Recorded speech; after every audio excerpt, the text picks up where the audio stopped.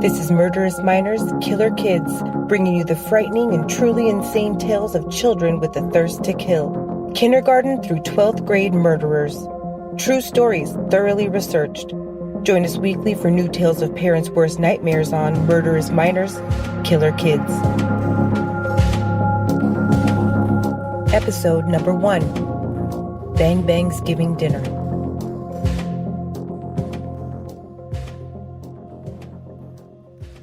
Stephen and Linda Privacky were a well-respected couple who lived with their 2 teenage sons in Muskegon, Michigan. Their plans on Sunday, November 29, 1998 were pretty simple. Have over the boys' grandfather plus their older son's girlfriend to have a belated Thanksgiving dinner together a few days after the holiday. Stephen Privacky was a well-liked elementary school teacher. His wife Linda worked the front office for a doctor in town. Their 19-year-old son Jed and his 19-year-old girlfriend Amber Boss were both studying in college to become teachers. Their younger son, Seth Privacky, was a high school senior at Reese Puffers High School in Muskegon, Michigan. By his own admission, Seth had been having a pretty hard previous 12 months. He'd been arrested 2 times for shoplifting, once for beer and once for a CD. He was prescribed Wellbutrin, required to take counseling, and sentenced to 10 days in a juvenile facility.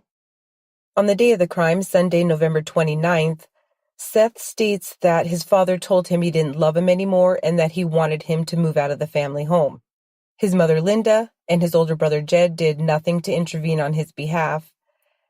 And so when his dad leaves to pick up their grandfather and his mom goes upstairs to take a shower, Seth also goes upstairs, but he comes downstairs with the loaded .22 Ruger pistol belonging to his father. He goes into the adjacent room where Jed is watching TV and waiting for his girlfriend Amber to arrive for Thanksgiving dinner, and Seth then shoots his brother Jed once in the head. He moves his body downstairs to the basement to conceal it and goes to the garage to wait for his father and grandfather to return. Once they do, he shoots his dad once and his grandfather twice.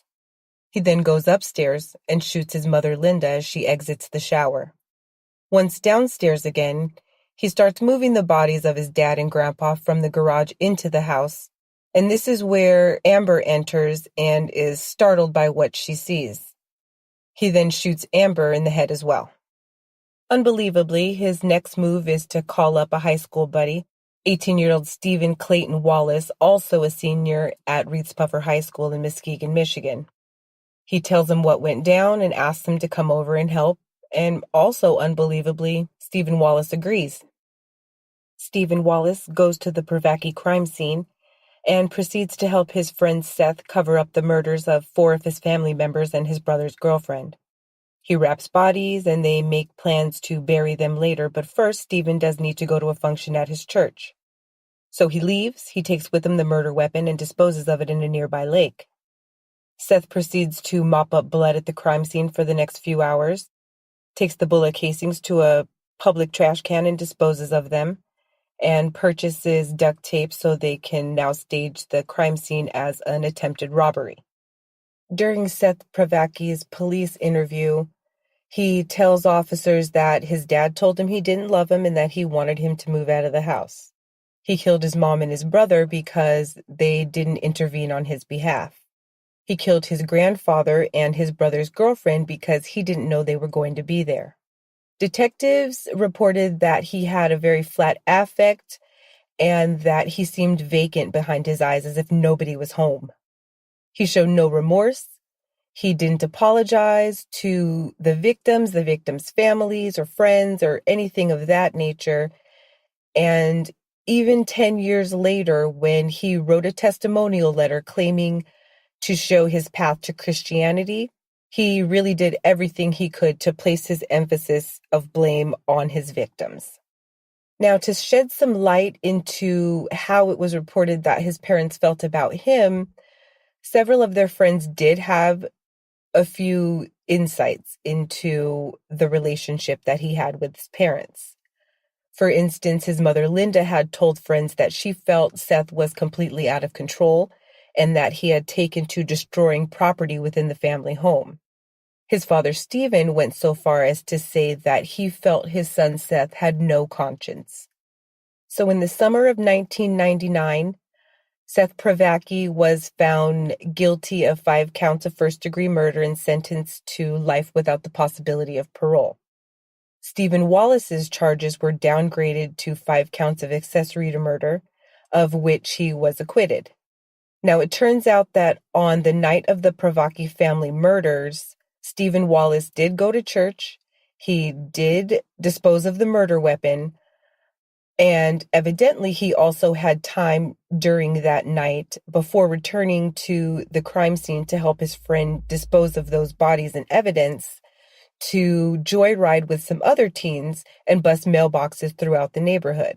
His next criminal citation would be misdemeanor vandalism, wherein he would actually enter the criminal justice system.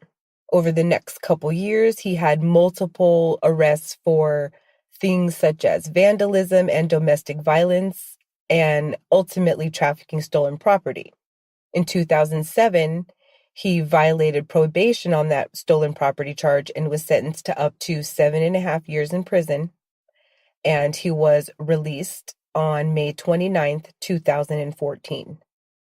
Seth Privacky claimed that shortly after entering the justice system, he converted to Christianity. Even though he claimed to now be a Christian, he still did manage to accrue over 29 misconducts on his prison record for offenses including possession of a weapon, assault, gambling, fighting, substance abuse, possession of a tattoo gun.